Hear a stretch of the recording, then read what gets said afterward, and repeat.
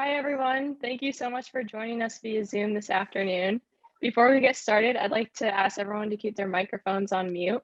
This session is being recorded, and we would like to limit extra noise as much as possible. Any questions you have can be submitted via the chat feature, and we will answer them later on in the session.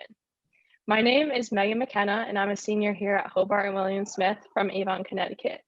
I'm a sociology major, minoring in entrepreneurial studies. I'm a midfielder for the Herons soccer team, and I studied abroad last spring in Perth, Australia. With my classmate Charlotte Carew, I was a finalist in the Pitch Entrepreneurial Contest this year. We pitched our company Rethread. Rethread's mission is to reduce waste and carbon emissions in the fashion industry. I also had an internship with Vineyard Vines in the fall of 2019 and loved working with the merchandising team. I'm here today with my classmate Jack LaSure and my advisor, Professor Jack Harris. Jack LaSure, can you please introduce yourself? Of course. Thanks, Megan. Hi, everybody. My name is Jack LaSure. I'm also a senior at HWS. I'm from Bridgeton, Maine. I'm a philosophy major with a minor in sociology, and I'm also one of 4 philosophy teaching fellows. So we hold hours from 7 to 10, Sunday through Thursdays, and we're trained to be helpful resources for philosophy students. This also isn't exclusive to philosophy. Most departments have teaching fellows. And again, we're there to be collaborative resources for students. So this is a really cool piece about the school and the way we support students. I'm on the Statesman basketball team. I spend a lot of my time in Bristol Gym. And then this past summer, I had the pleasure of working remotely with MasterCard for a 4-week internship. We worked on cleaning up messy customer data and proposing business solutions to help businesses with COVID-19. So that's pretty great. And then I'm excited that you all tuned in here today to hear about the social sciences at HWS. I'm also really jealous that you're being introduced to Professor Harris so early on in your careers. And to get started, Professor Harris, could you tell us a little bit about your own background and the recent research or projects that you've been working on? I'd really be happy to, and welcome to you all. I really appreciate some of you are lighting yourselves up so I can see you, because it's so much easier to actually have an interaction than to talk to names. So come on, Saoirse, right? Peter was on earlier, Sawyer, right? If you could light yourself up, I'd sure appreciate it, because then I'm talking to you and not just to your name. Hey. So hi, everyone. So my name is Professor Jack Harris. I have been at Hobart William Smith for 46 years. And one of the things that I would tell you is that this is a place of enormous renewal and vitality. In other words, you will have a life here and you will have a full life here. I never imagined that I would be teaching about Vietnam and in Vietnam. Never imagined I'd be teaching about Cuba and in Cuba. I never thought I would be teaching a course in men and masculinity. But Hobart William Smith is a place that's so creative and is so filled with curiosity that that as a faculty member, I've been able to be a virtuoso student with my students. And so I've been in partnership with them. I'm originally from Miami, Florida. I got my undergraduate degree at Tulane in sociology and psychology, and then went on to University of Pennsylvania, where I got my sociology degree. As I said, I've been at Hobart William Smith since 1974. So like, I'm probably older than your folks, right? But you know, every year it's like you know, kind of a new spring, and very, very exciting. And I had Jackson in class. I've had Megan in class, both of them. Megan a few times in an independent study. And what I would say to you honestly about Hobart William Smith faculty is we really love students. Okay, we love to be with them. We love to share what we know with them. And what I would say to you is that the object of teaching is to help students know everything you know. So faculty here want to give everything away. What a great job. Anyway, my key interests at HWS have been obviously sociology. I'm a sociologist. I do theory. I do the research practicum. I do a course in sociology of community, sociology of masculinity. But my 2 real loves at Hobart William Smith have been global education and service learning and community service. And let me tell you, we are a standout in global education.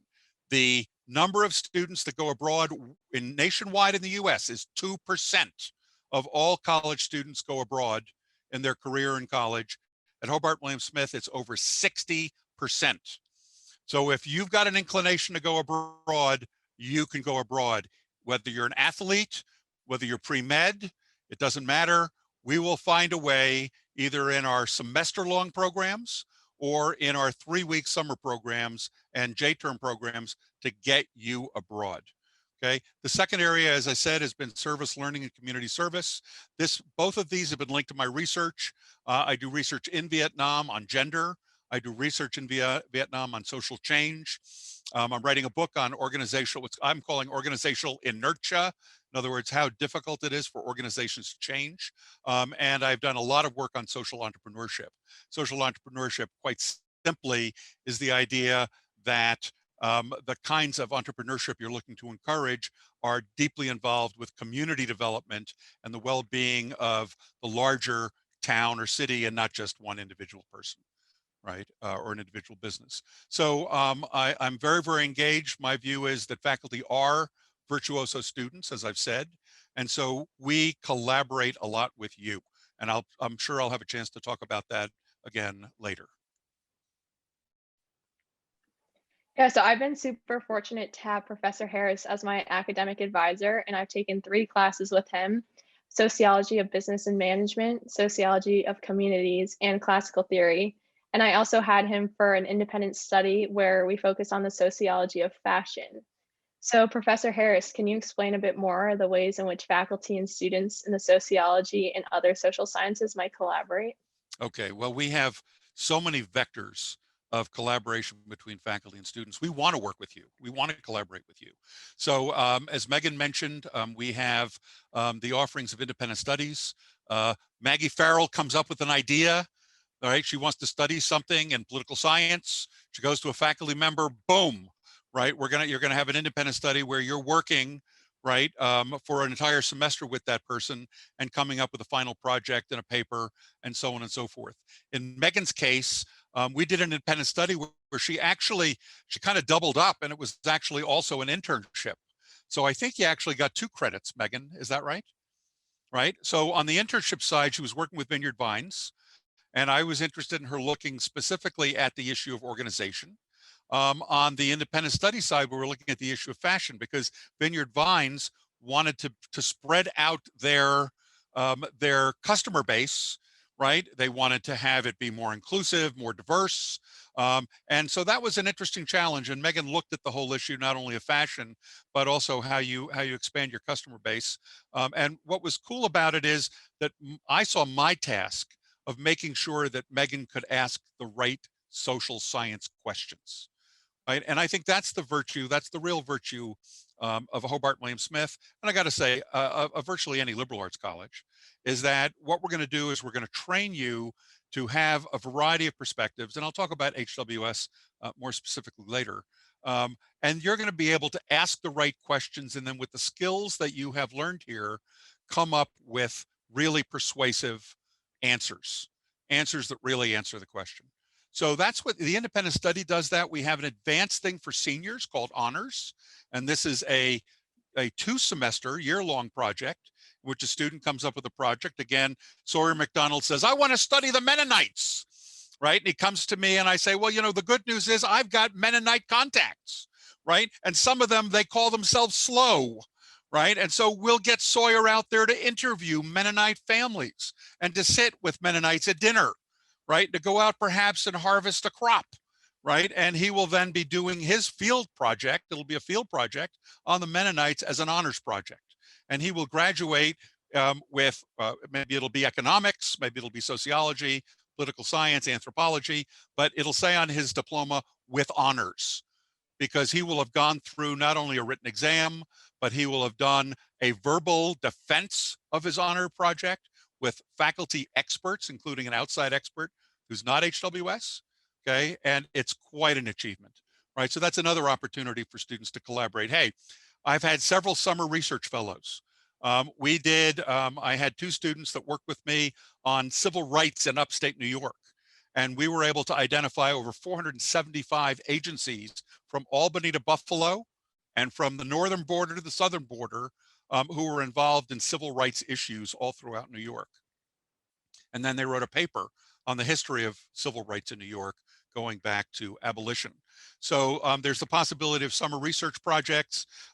There's service learning opportunities where you're going to end up at the Geneva free lunch program. Sam's going to be there. Zella's going to be there. I'm going to be there, right? And we're going to be serving lunches to people who need to eat, right? And so we're over there at the Methodist Church serving Geneva citizens. So we have opportunities of that sort to collaborate. Or we're over at the Boys and Girls Club, right? And Saoirse's there, right? And Christian's there. And what are we doing? We're tutoring young people, right, after school. And we have this incredible program of after school tutoring that we call Geneva 2030. And then finally, well, two other things. I get very enthusiastic, as you can see. We're going to travel with you, right? Now, we have different types of abroad programs, and I'll talk about those later. But we have quite a few of them where you travel with a faculty member. In other words, it's called faculty directed. And so I have had the fortunate career of taking students to London for 4 months at a time. In other words, for a year, 3 times to London, right?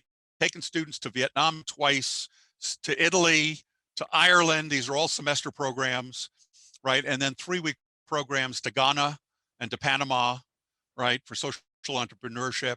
And this December, I'm taking students to Cuba.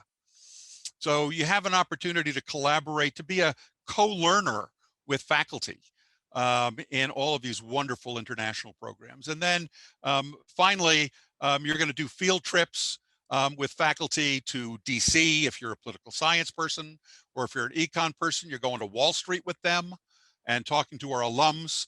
And then if you're taking my sociology community class, be careful, because we may, in fact, go over to the Finger Lakes National Forest and go camping, right? So lots of opportunities for faculty to collaborate with students. And as you can see, I think I've done it all, and it's just joyful. So Olivia, how does that sound? That's pretty cool, doesn't it? Yeah, it is. Okay. All right, next question for you, Professor Harris. They want to keep me on a script.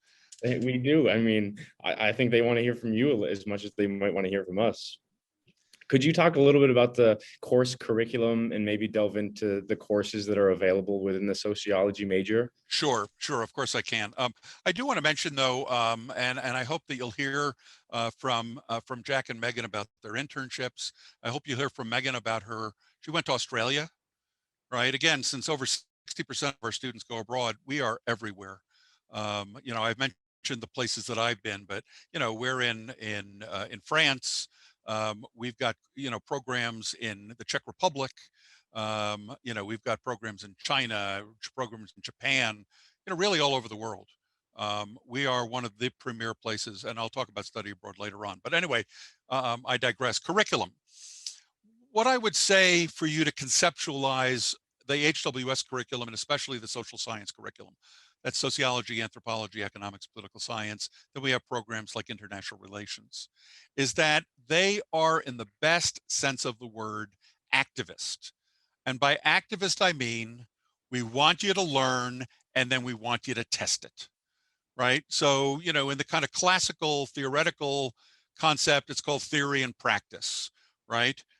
Think about it, learn about it, and then go out and test it and do it, right? So Geneva is what I call of an actionable scale. So, it's a really special place to be. It's lively, right? We've got food, we've got music and so on. But the most important thing is we have access to be agents of change and access of community development, right? Because it's small enough to do that. So you will very often find that your social science class will be a service learning course, and that you might be going down several days a week, as I said, to the free lunch program, or you may be going to the Center of Concern, or you may be doing America Reads at the Boys and Girls Clubs, right? There are any number of venues by which you're going to be able to do engaged service, which is also testing the ideas you're learning in the classroom. So that's a critical part of what I consider to be, especially the social sciences, right? Is that you have that ability to be an engaged learner and to truly activate your learning and to test it out. The second thing is that you'll find in all of the social sciences that they have topics or subspecialties. In sociology, we have specialties specifically in education, in cities, in criminology, in social policy, in community. And you're going to find that these threads run throughout the other social sciences, such as anthropology. And because we have so many programs, what you're going to find, for example, is that one of our anthropologists is also the chair of the Africana Studies program. Okay, I've been the chair of the Men and Masculinity program, right, and so on and so forth. So what we're telling you is that the curriculum really is integrated and very interdisciplinary, very interdisciplinary. And again, you could talk to Jackson or Megan about what courses they've taken and how they've made their courses interdisciplinary. It's a special thing for a faculty member, right? For Jack to come to class and say, oh, we've been talking about this in my psychology class. Or Megan says, we've been talking about this in my econ class. Because what is that doing? Interdisciplinary is happening in their heads, right? We can help you, we can guide you, and we can even have courses that are specifically interdisciplinary. But we want to see interdisciplinary happen in your own heads, right? By bringing these ideas together, right? And so what I would say is that the social science curriculum very specifically is involved in interpretation, okay? And when I mean interpretation of whether it's economic data, right, or social science data, right, of sociology data, right, or voting behavior data, right? We're able to read the data. And by the way, art historians read what? They read the data of a painting. They read the data of a sculpture, right? So liberal arts is all about reading, right, and being able to interpret. Second is that all the social scientists are going to, social sciences are going to teach you about data analysis. And what that means is statistics. And we're going to teach you how to conduct research and how to do it in a way in which the research stands up to scrutiny, right? And then finally, we're going to encourage you to do hands-on. So if you're an international relations major, we're going to encourage you to get out there internationally, right? And maybe work with the Red Cross, right? Or Jackson's an econ major and a soc minor. He has been working with MasterCard. And I believe it was something to do with customer relations, right? And so on and so forth. We want you out there, right? Being in the world and setting yourself up for a vocation. Hope that answers the question, Jackson. I think you answered the question and then some.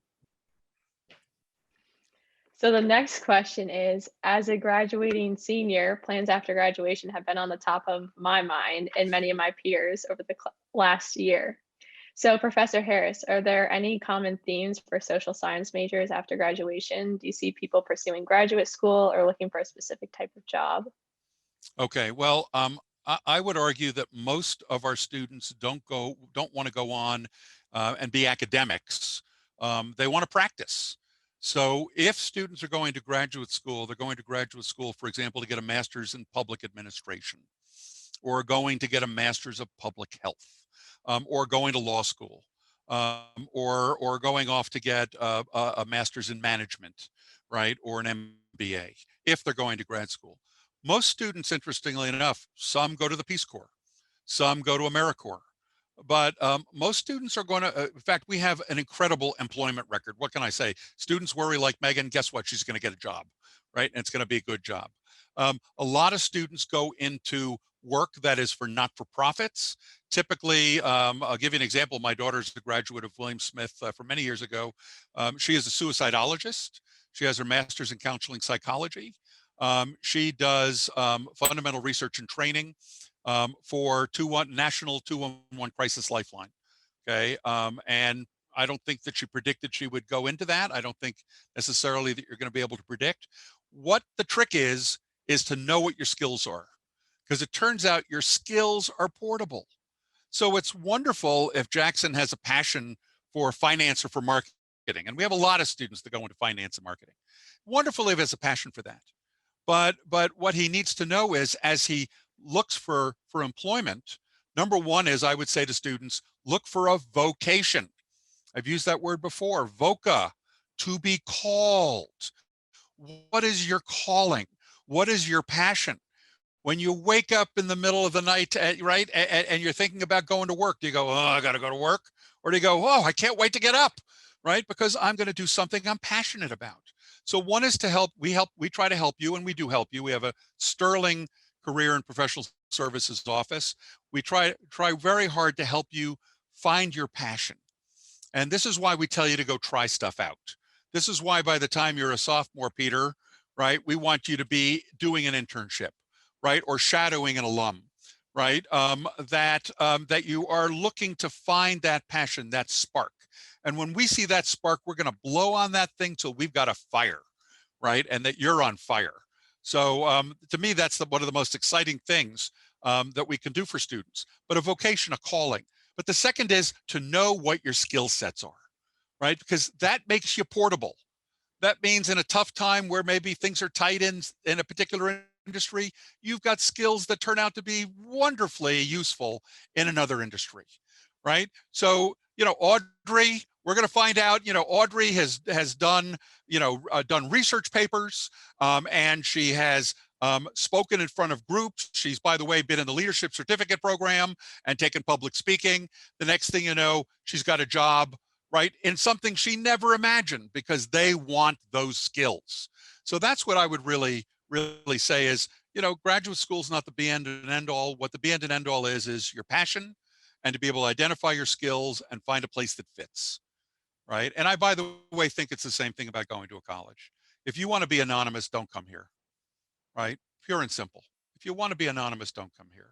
If you want the excitation of a large city, folks, don't come here, right? But if you want a place where it's actionable scale to do things, that you can go downtown, that there's a good social life, that you can get very easily to Buffalo, Rochester, Syracuse, Albany, right? Then we're a wonderful place for you to have an extraordinary learning experience, an extraordinary kind of community experience. And I think maybe you're hearing that from me. But as I said, anonymity or the excitation of a big city, we're not going to be it. Okay, so you got to have fit. You got to, if you're coming here, it's because you think we fit you and that you fit us. So you never know when I'm going to be done, Jack. I gotta choose when I come in here and unmute.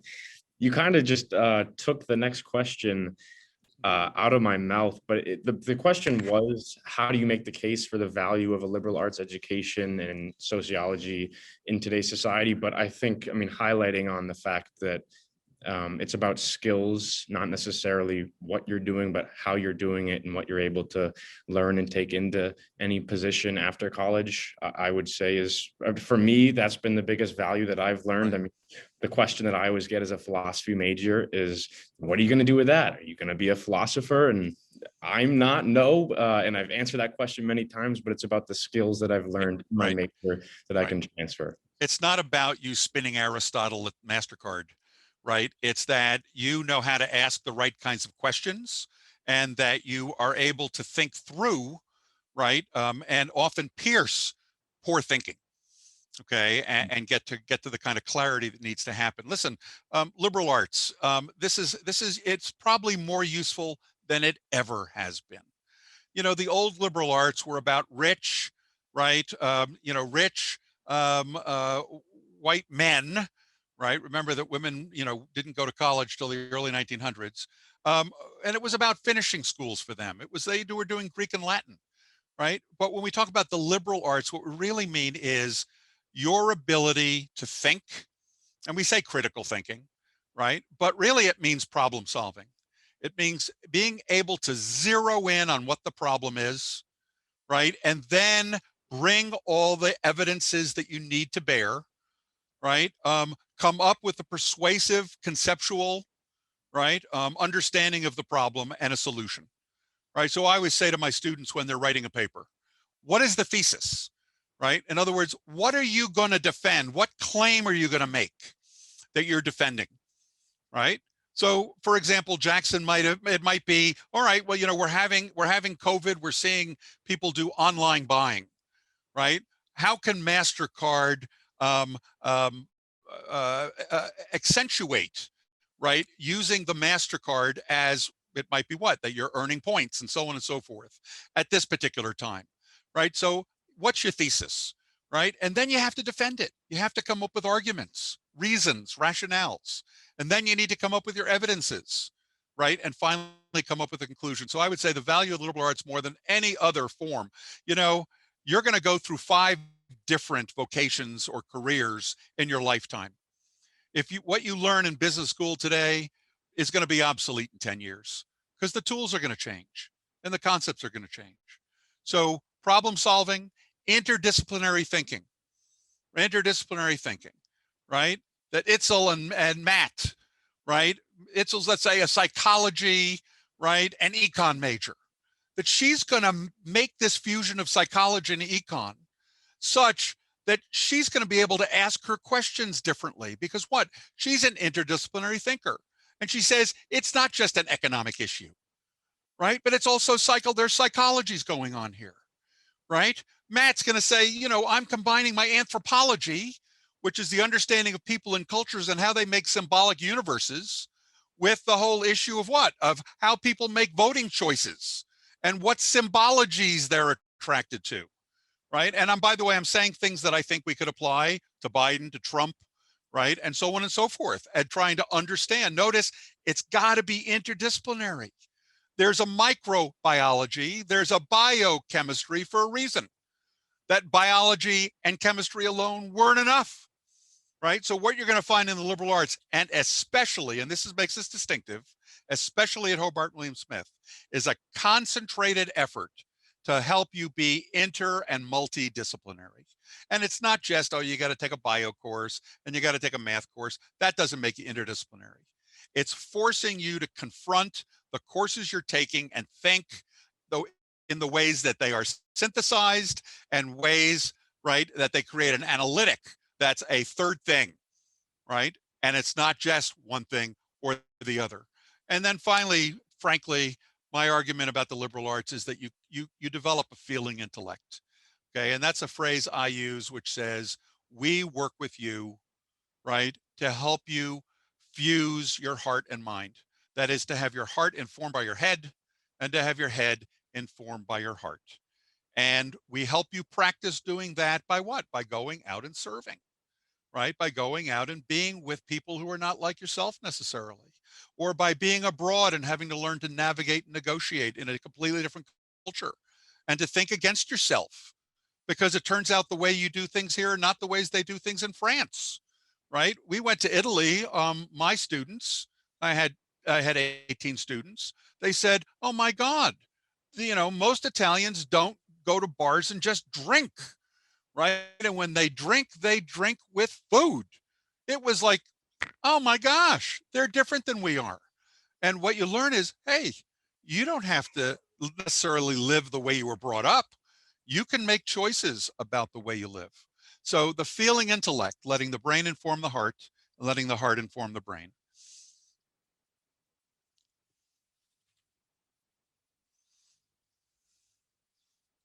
So Megan, I think it's time to ask for some questions.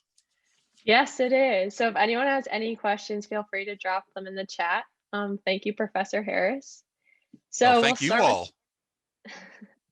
So we'll start with this first question. What are some of the majors or minors that students have paired with sociology? Everything. You know, I mean, I hate to be so glib, but Jackson's a great example, philosophy and sociology, right? You do entrepreneurial studies, right, and sociology. We have enormous number of students, like myself. I was a psychology and sociology major, double major, right? And so we have enormous number of students that do that. In sociology, we also have a combined major called anthropology and sociology, where students take, you know, select courses from each one of those disciplines. Often we have a sociology major and an international relations major, because at Hobart William Smith, you can have 2 majors, you can have a major and a minor. And frankly, you can have a major and multiple minors. So I have to admit, most often it's the women who load up, right, on credentials. And we know why, right? Because we're not living in a level playing field. So, you know, I'll have women students that are a major and 2 or 3 minors, right? Or 2 majors and a minor, right? Because they're responding to what they perceive to be the challenges of being a woman in the work world. right? So, you know, what you'll find is the political science folks, maybe psychology, team up with psychology. We have quite a few students that are pre-med, okay, that are sociology majors and minors, but also a biology major, right? Or chemistry major that's a soc minor. I have a student right now who's a biochem major and a soc minor. Why? Because they're going to live in a social institution, and it's called a hospital, right? And their sociology is going to help them it's going to inform them about that institution and about that social life and those social relations. You know, one of my heroes, Paul Farmer, Tracy Kidder wrote a book about him called Mountains Beyond Mountains. Paul Farmer has a medical anthropology degree and a medical degree, right? And he works in Haiti, right? And so he has shown us interdisciplinarity. He has shown us how to be informed, a doctor informed by the social sciences, right? Specifically in this case, anthropology. So do we have any questions? Come on, let's have some questions. We're getting a couple on the chat. Here we So go. someone asked, are there any specific classes related to pre-law in the poli-sci major? Oh, of course. You know, we have, for example, constitutional law, right, is a course. By the way, there's a philosophy of law course. We have a very, very robust pre-law program, okay, in which you're going to be able to take economics courses that involve law, political science courses, philosophy courses, and then, by the way, we have a whole criminology program. So you can take social deviance, juvenile delinquency, and then you can take criminology, right? And so if that's not the law, what is? Do we have sisters with us? Vivian and Madeline? Yes. Well, hi there. We have some sisters, by the way, that are students here at William Smith, and it's been fascinating because sometimes in the same class, I had two sisters. They both play soccer. And they were in my my introduction to sociology class, and they were wonderfully competitive with each other.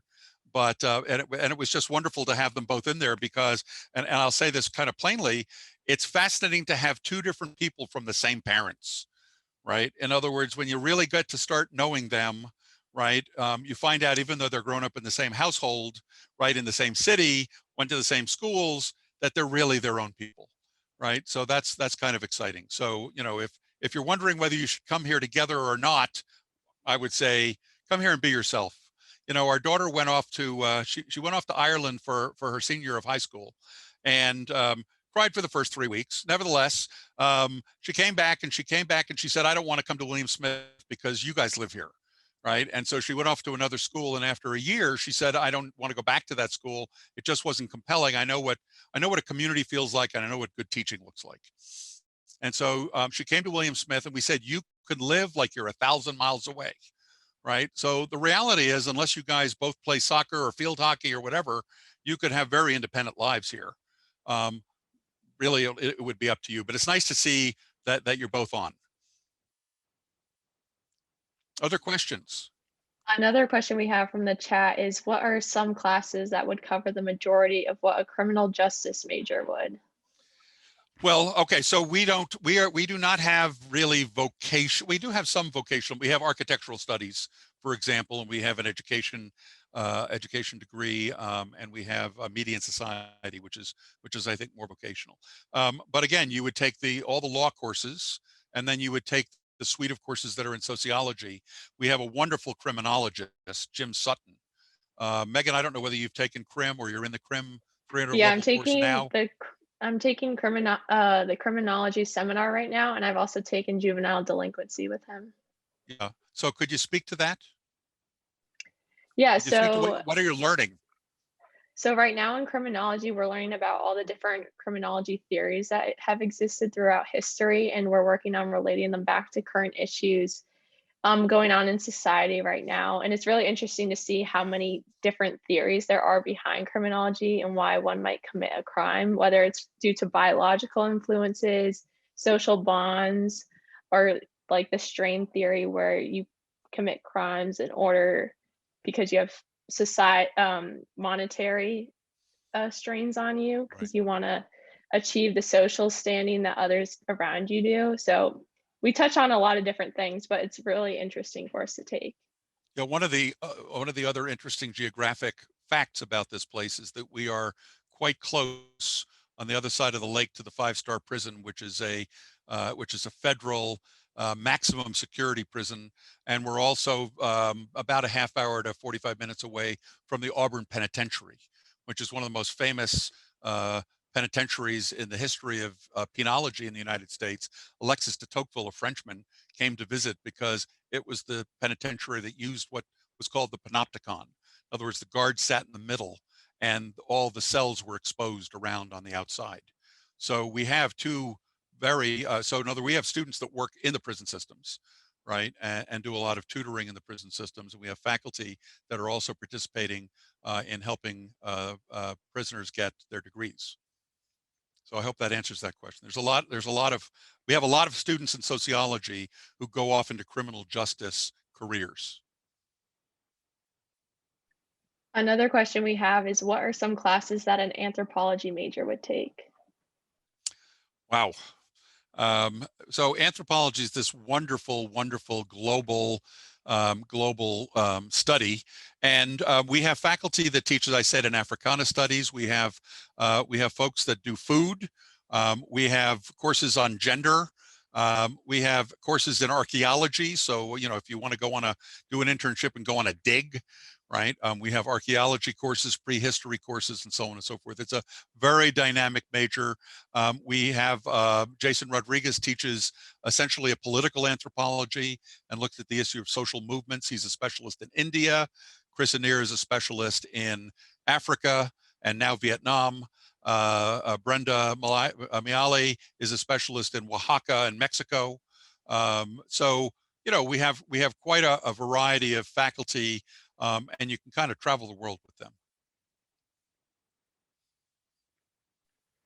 Another question we have is, what are the academic credits requirements and how many courses will we possibly be required to take? Okay, well, the math is simple. We offer, instead of 3 credits per course, we just do 1 credit per course. And you get 4 credits per semester, since you're expected typically to take 4 courses. And that means that you graduate with, what do we got, Megan? How many courses do you graduate with? Right, 8 times 4 is 32. 32. Right, so you have to have 32 credits to graduate, right? Typically, a major is anywhere from 10 to 11 credits. A minor is anywhere from 5 to 6 credits. So you do the math. You have close to half of your courses can be electives, right? And we do have goals. So we expect you to do something that's artistic. We expect you to do something that is what I would call lab-based. Again, I would argue that they are de facto distribution requirements, but they give you a lot of latitude and a lot of choice. And so students might take earth sciences, or they might take meteorology as their science, right? Pretty cool stuff, right? And certainly meteorology can be useful for the rest of your life. I'm a sailor, so what clouds tell me is very, very important. Other questions? One question we have is, Jack and Meg, how did each of you decide on what your majors or minors were going to be? Jack, do you want to start that off? Yeah, I can go with that one. So philosophy was kind of interesting. I was dropped in a intro to philosophy course my first year fall. And in the first week, it wasn't going great. It was really confusing. But I remember being in the library this one night and I was reading Euthyphro's Dilemma. And Euthyphro's Dilemma basically asked, do gods love acts because they are pious, or are acts pious because the gods love them, or do the gods love them because they are pious? And so that took me so long to understand. I had to read it over and over and over again. And it finally clicked. And I was like, oh my God, I understand. It makes sense now. And I was like, okay, this is cool. And so I opened my mind to it a little bit more. I ended up taking a philosophy of God class the next semester, and then followed that up with a class on the ideas of self and what it means to have personal identity. And it kind of just turned into a major from there. Megan, I'd like to know a couple of things. One is both of you are athletes. Is this a place that is compatible with being an athlete? Does it get in the way of your studies, or do your studies get in the way of being an athlete? Not at all. All the professors I've had are very accommodating. So if we have to miss any classes because we're traveling for games, they give you all the work ahead of time so you can stay on track. And they also have office hours. So if you need any help outside of class, they're there for you. And if you can't make them due to practice or any other conflict, they are willing to work with you to find time to meet with you to make sure you understand the course material. How about you, Jack? Yeah, it's definitely conducive to being an athlete and also having a good academic experience. It's tough. It's definitely hard. I wouldn't lie and say that doesn't require like extreme time management and like discipline skills. And Ryan played football here as well, so he can maybe talk about it as well.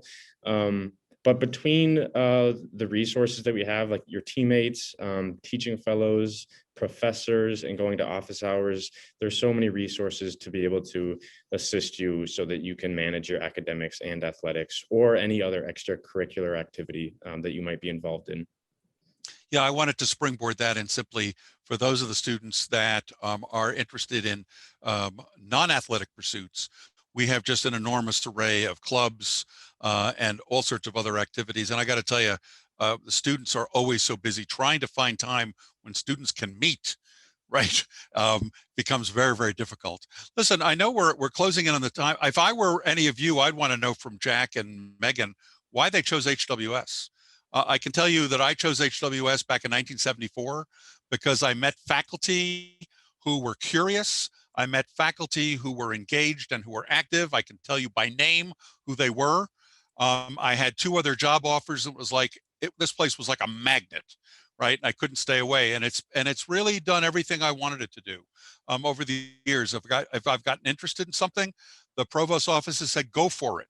Right, go ahead and we'll support that. I've gotten research grants, right, to do the kinds of work that were outside of what they say outside of my wheelhouse at the time, right, where I could experiment and where I could go into some new directions. So that's why I came here. Why did you guys come here? Do you want to take that one, Megan?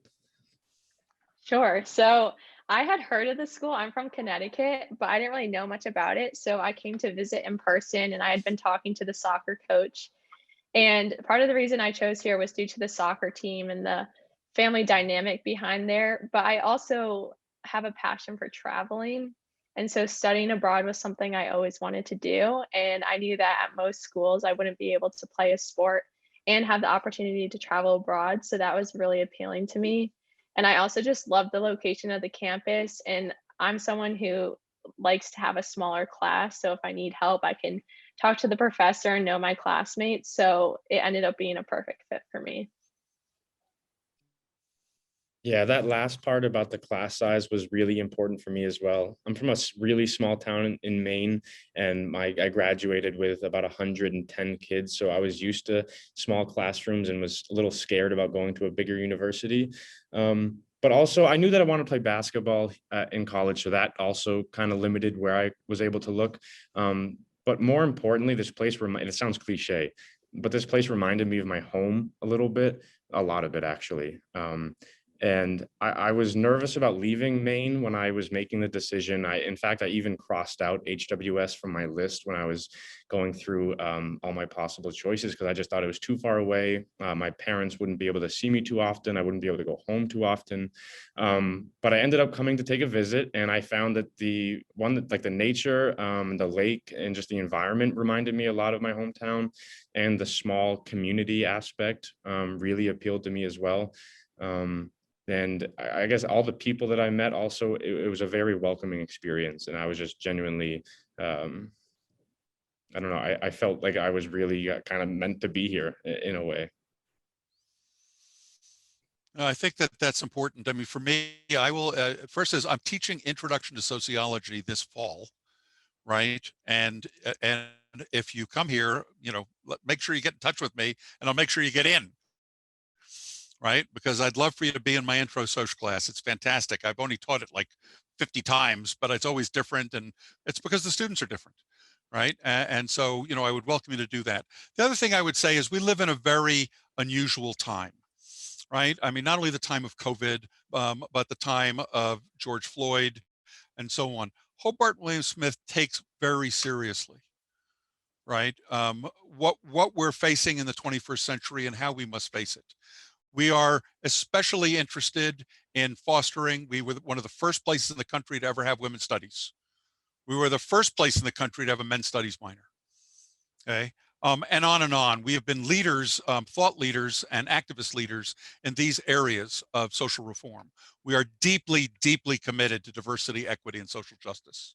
We have a social justice minor, okay, at Hobart William Smith. Okay, and sociology, whether you're taking education, you know, for contention, right, or sociology of community, you're going to be engaged in issues that are contemporary to the 21st century and that are absolutely critical for the survival of this country, right? So what I would say to you is, as a place, this is what HWS is, where it's a dynamic place, it's a curious place, and I mean that in both senses, okay? But it's a place where, you know, if Reese says, I want to do this, right? We're going to try to make it possible for you to do that, for you to study that, for you to go there, for you to engage in these kinds of things, right? That's what we do, and that's who we are. And so we hire faculty with that in mind. I always say, are they a HWS faculty person? Are they really And so I feel the same way about the students, right? If you're curious, if you want to be engaged, if you want to continue to grow, you want to be, again, all those things, a problem solver, think interdisciplinary, but be active in your life, right? To have that feeling intellect, we're a great place to come. We're just a great place to be for 4 years. Yeah, and I guess to add on too, I was just talking to another person in the chat about this, but I was actually talking about my relationship with you, Professor Harris, and that I feel that you'll be a lifelong resource for me and just a friend. And I want to emphasize that I feel that very strongly about that, and with most of my professors that I've taken. And so that's a really unique aspect of this place, is that once you leave here, you're not done with it. You'll have these connections and relationships for a very, very, very long time. Yeah, I agree. I'm still hearing from students from 40 plus years ago. Right, it's a wonderful thing. So I'll see you all at reunion. Anything Okay, else that well, we've got? I think it's time to wrap it up. So if anyone has any further questions or you'd like to get in touch with any of us, we put our emails in the chat. And if you can't take those down right now, you can also contact the Office of Admissions and they can connect you guys to us. So thank you so much, guys, for joining us tonight, and best of luck as you make your final decision. And I welcome you. Just write Harris at hws.edu. Tell me you were on this, right? I'm happy to answer any questions. Or if you say, hey, Professor Harris, I've decided to come to HWS. I want to be in your intro class. I'll make sure there's a seat for you.